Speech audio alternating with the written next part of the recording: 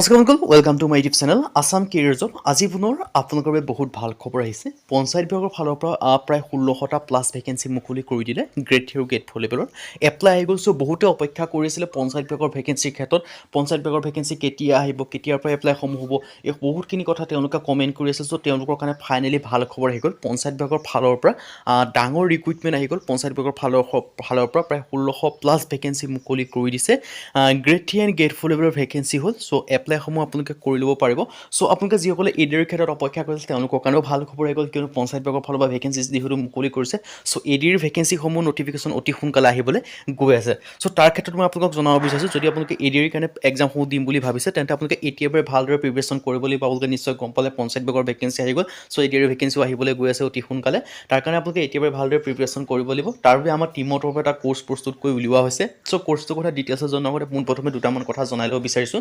প্ৰথম যিটো কথা আছে, এই কোৰ্চটো যদি আপোনালোকে বাই কৰি লৈ পঢ়ে, বেলেগ কোনো বুক পঢ়িব নালাগে বা বেলেগ কোনো কোৰ্চ কৰিব নালাগে, কাৰণ এইখিনি যদি আপোনালোকে পঢ়ে এইখিনি পঢ়িলে আপোনালোকৰ কাৰণে চাফিচিয়েণ্ট হ'ব।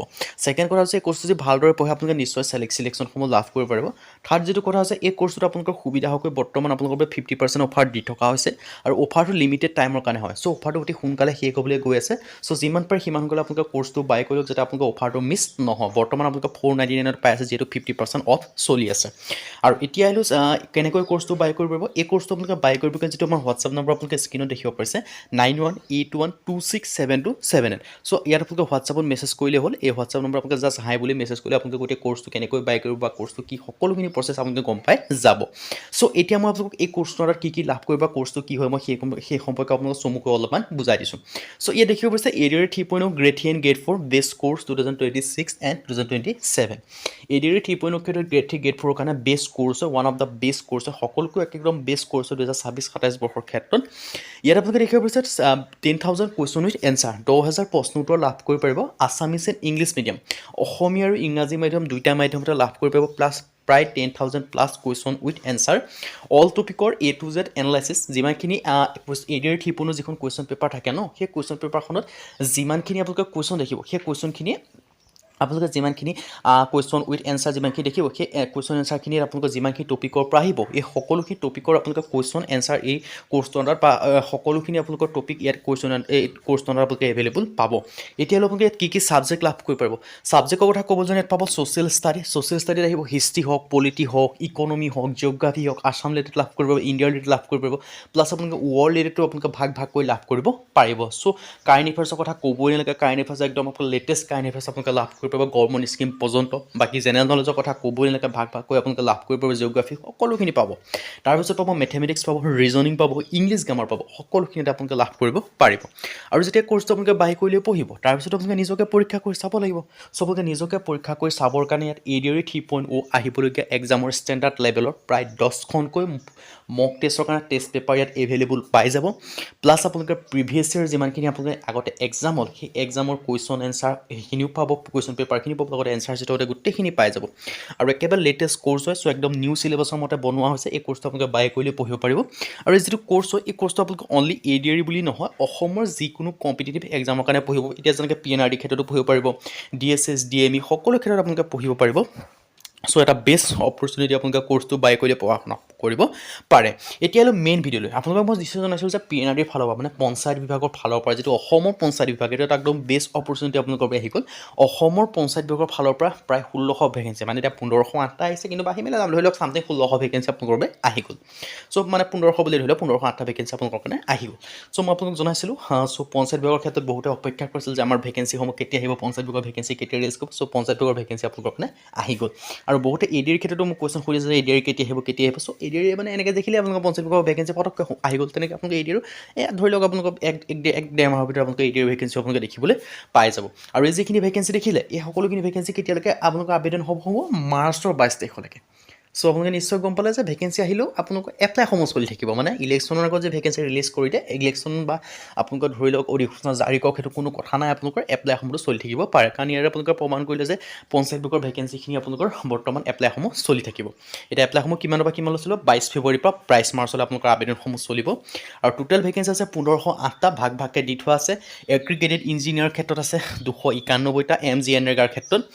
আৰু এজ লিমিটটোৰ কথা আপোনালোকে জানে অসমৰ যিমান ভেকেঞ্চি থাকে সকলো ক্ষেত্ৰত এজ লিমিট ছেমেই হয় 18 পৰা 40 বছৰলৈকে বাকী আপোনালোকৰ এজ ৰিলেক্সেশ্যনসমূহ লাভ কৰিব পাৰিব যদি আপোনালোকে SC হয় তেতিয়া আপোনালোকে 45 বছৰলৈকে পাৰিব আৰু যদি আপোনালোকে OBC হয় তেন্তে আপোনালোকে 3 বছৰ পাব মানে 43 বছৰলৈকে আবেদনসমূহ কৰিব পাৰিব আৰু PWBD হ'লে 10 বছৰ পাব সেনেকৈ আপোনালোকে এজ ৰিলেক্সেশ্যনসমূহ লাভ কৰিব পাৰিব গ্ৰাম ৰোজগাৰ সহায়কৰ ক্ষেত্ৰত 464টা ভেকেঞ্চি আছে এজ লিমিটসমূহ 18 পৰা 40 বছৰলৈকে আছে আৰু চেলাৰী ক্ষেত্ৰত 15,000 পাৰ মান্থ ফিক্স পাব মানে ফিক্স বুলি আপোনালোকৰ লগত DA FA এইবিলাক প্লাছ কৰিব আৰু ইয়াৰ ক্ষেত্ৰত গ্ৰেজুৱেশ্যন এনি ডিচিপ্লিন হ'লে আপোনালোকে আবেদনসমূহ কৰি ল'ব পাৰিব আৰু বাকী ডিপ্ল'মা কম্পিউটাৰ এপ্লিকেশ্যনৰ ক্ষেত্ৰত আপোনালোকক বিচাৰিছে কম্পিউটাৰ এছিষ্টেণ্টৰ ভেকেঞ্চি মুকলি কৰিছে ইয়াৰ ক্ষেত্ৰত 291টা মুকলি কৰিছে ইয়াৰ ক্ষেত্ৰত আপোনালোকে গ্ৰেজুৱেশ্যন ইন ডিচিপ্লিন 50% মাৰ্ক থাকিব লাগিব আৰু লগতে ডিপ্ল'মা ইন কম্পিউটাৰ এপ্লিকেশ্যন 6 মাহ থাকিব লাগিব লগতে মোবাইল এপ্লিকেশ্যনৰ প্ৰফিচিয়েঞ্চি আপোনালোকে মোবাইল এপ্লিকেশ্যনৰ বিষয়ে আপোনালোকে জানিব লাগিব গ্ৰাম পঞ্চায়ত কোঅৰ্ডিনেটৰৰ ভেকেঞ্চি মুকলি হৈছে PMAJ ফাইনেন্স কমিশ্যন ইয়াৰ ক্ষেত্ৰত 462টা ভেকেঞ্চি আছে